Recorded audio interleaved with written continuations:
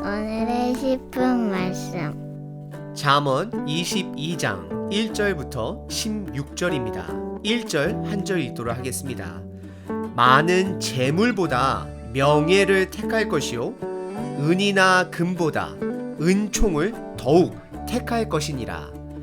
잠언 21장에서는 정의라는 주제로 의로운 자와 악한 자의 특징을 함께 살펴봤습니다. 그리고 하나님의 정의는 반드시 악을 심판할 것을 다루었습니다.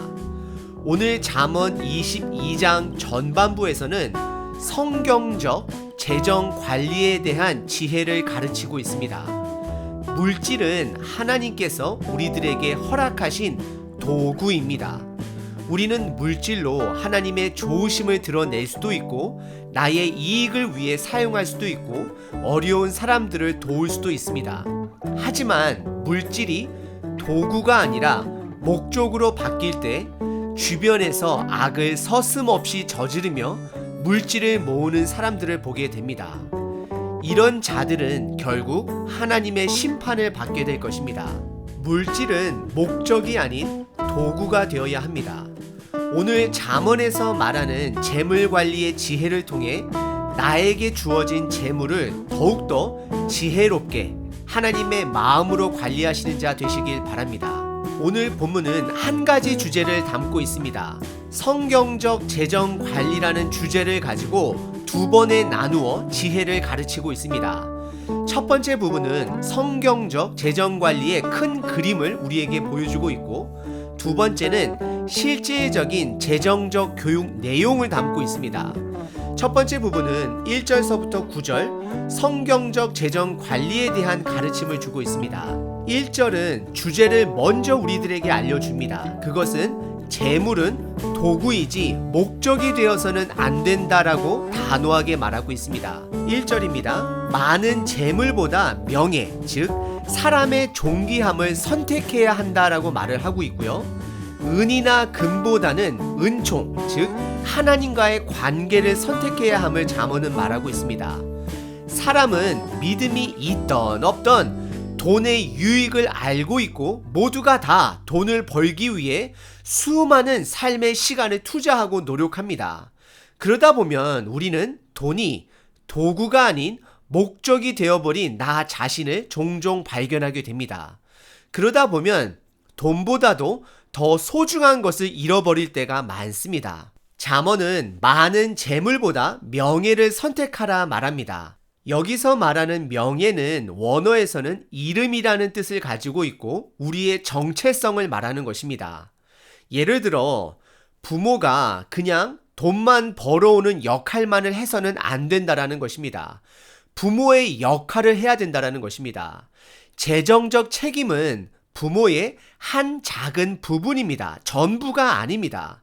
사람들은 이 땅에 태어나서 돈을 버는 것보다 더 중요한 일, 즉 사람의 됨됨이, 정체성이 있다라는 것을 잠언은 강조하고 있습니다.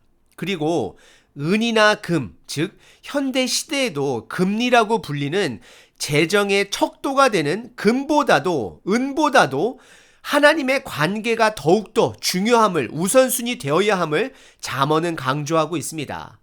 재정이 나쁘다라는 것이 아닙니다. 돈이 악하다라는 것이 아닙니다. 모든 사람은 돈이 필요합니다. 하지만 돈은 살아가기 위한 도구이지 목적이 되어서는 안 됨을 말하고 있습니다. 여러분들은 돈을 향해 살아가고 계시나요? 아니면 여러분들의 정체성의 목적을 깨달으며 살아가고 계시나요? 여러분들은 돈을 버는 기계가 아닙니다. 여러분들은 하나님의 형상으로 지음받은 귀한 존재라는 것을 기억하시길 바랍니다. 하나님 안에서 정체성을 찾아가는 사람들은 돈을 올바르게 쓸 줄 아는 자들입니다. 그리고 2절서부터 4절은 재정적 사회 속에 살아계시는 하나님의 주권을 우리에게 강조합니다.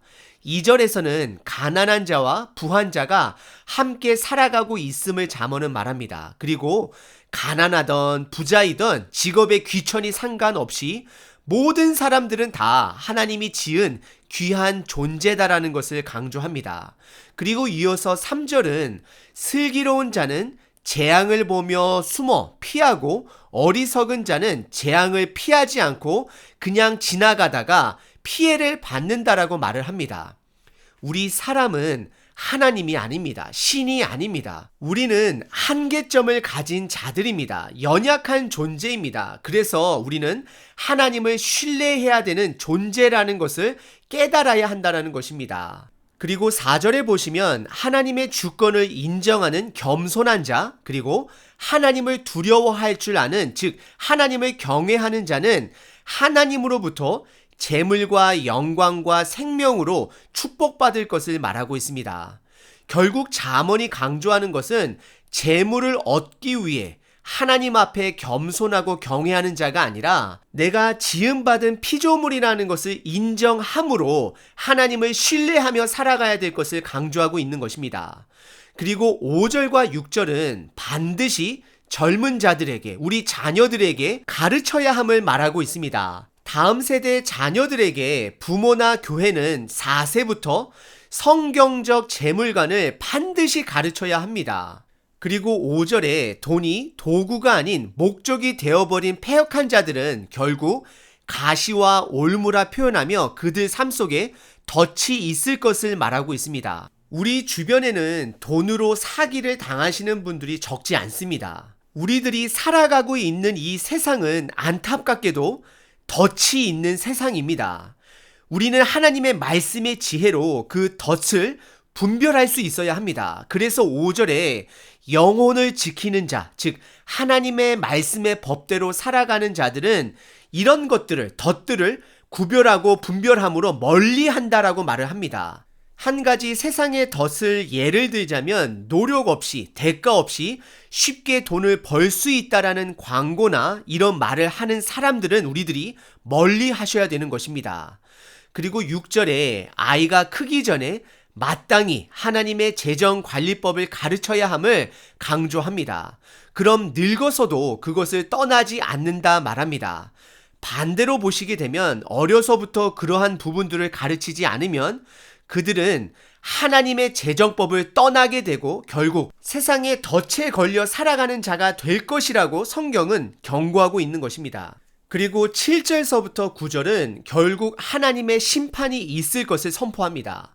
우선 7절에서는 빚지지 말아야 할 것을 잠언은 가르칩니다. 7절에 보시면 부자는 가난한 자를 종 부리듯이 하게 된다라고 하는데 이것은 결국 빚 때문에 그렇게 됨을 말하고 있습니다. 뉴스에서도 보시게 되면 돈을 갚지 못해 채권자는 채무자를 부도덕하게 노예 취급하는 자들의 소식들을 자주 듣게 됩니다. 재정적으로 넉넉한 채권자들은 돈이 없는 채무자들의 빚을 탕감해 주셔야 합니다. 그리고 빚이 있는 자들은 최선을 다해 빚을 갚아 나가셔야 합니다. 빚을 없애야 합니다. 성경에서 노예라는 단어를 사용할 때는 삶에 죄악된 태도를 말할 때가 많습니다.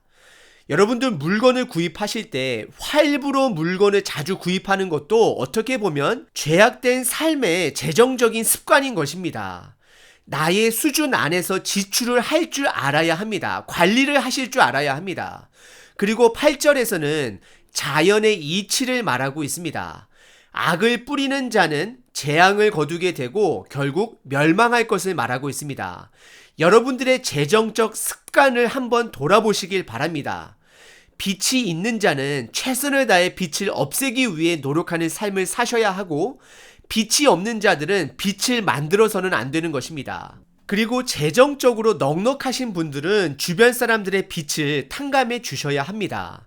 저희들이 살아가고 있는 이 세상, 부는 계속 부를 축적하고 가난하신 분들은 어쩔 수 없이 계속해서 가난한 삶을 살아가게 됩니다. 여러분들께서 주변 사람들의 빛을 탕감해 주실 때에 하나님은 여러분들의 결단을 기뻐하실 것입니다. 우리 하나님은 우리의 죄를 탕감해 주시는 분이십니다. 그리고 오늘 본문의 두 번째 부분은 실질적인 재정적 교훈 내용을 담고 있습니다. 10절서부터 16절입니다. 우선 10절과 11절에 부정적인 예와 긍정적인 예 하나씩을 보여주고 있습니다. 10절은 부정적인 예입니다. 거만한 자를 멀리해야 될 것을 말하고 있습니다. 거만한 자는 자기 주장이 강한 사람으로 다툼이 끊이지 않을 것을 잠언은 말합니다.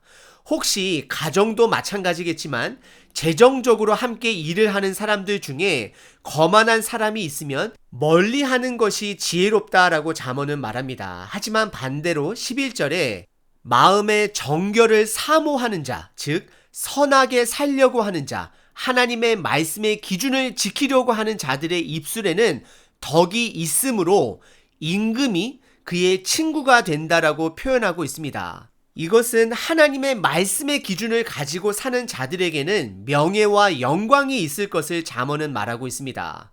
그리고 22절서부터 14절에는 하나님의 주권이 온전히 살아있음을 강조하고 악인들은 결국 심판받을 것을 말하고 있습니다. 12절에 여호와의 눈은 의롭게 살려고 하는 자들을 지켜주시고 사악한 사람들의 말은 패하게 한다 말합니다. 결국 악인들의 말에는 하나님의 심판이 있을 것을 강조합니다. 그리고 13절에는 게으르지 말아야 될 것과 핑계대지 말아야 될 것을 말하고 있습니다. 13절에 보시게 되면 게으른 자가 밖에 나가 일을 안 하는 이유는 밖에 나가게 되면 사자에게 찢겨 죽을 수 있기 때문에 일을 하지 않는다라고 잠언은 말합니다. 게으른 자는 악한 자입니다. 일을 하지 않는 자입니다. 하나님을 신뢰하지 않는 자입니다. 어떻게 보면 일을 열심히 할 수 있는 것도 믿음이 있어야 가능한 것입니다. 부정과 부패 그리고 사회적 어려운 구조 시대에 살아가고 있는 우리 젊은이들을 응원합니다. 우리는 하나님을 신뢰하고 세상을 두려워하지 말고 최선을 다해 일을 해야 합니다. 우리 젊은 세대 분들 힘내시기를 바랍니다. 저는 20대, 30대 분들을 너무나도 존경합니다. 여러분들이 살고 있는 이 시대는 믿음 없이는 최선을 다해 일하기 힘든 시대입니다. 그럼에도 불구하고 말씀을 붙들고 열심히 사시는 여러분들을 존경하고 응원합니다. 그리고 14절에서는 잠언 1장서부터 9장에서 반복되었던 음녀가 오랜만에 다시 등장합니다. 음녀의 입은 깊은 함정이다라고 잠언은 말을 하고 여호와의 노를 당한 자는 거기에 빠진다라고 말을 합니다. 성경적 재정관이 없는 자는 결국 유혹에 빠지게 될 것을 말하고 있습니다. 우리가 사는 세상은 덫이 있는 세상이라는 것을 꼭 기억하시길 바랍니다. 그리고 15절과 16절은 결론 부분으로 다시 한번 다음 세대 자녀들에게 하나님의 재정을 실질적으로 가르쳐야 될 것을 강조하고 16절에서는 재물을 늘리기 위해 부당한 두 가지 행동을 나열합니다. 첫 번째는 이익을 얻으려고 힘없는 자, 가난한 자들을 학대해서는 절대 안 된다라는 것입니다. 그리고 두 번째는 반대로 힘이 있는 자에게, 부자에게 이득을 얻기 위해 아부나 뇌물을 주어서는 안 됨을 잠언은 말하고 있습니다. 하나님께서는 결국 그런 자들의 삶을 가난하게 할 것이다 라고 말하고 있습니다.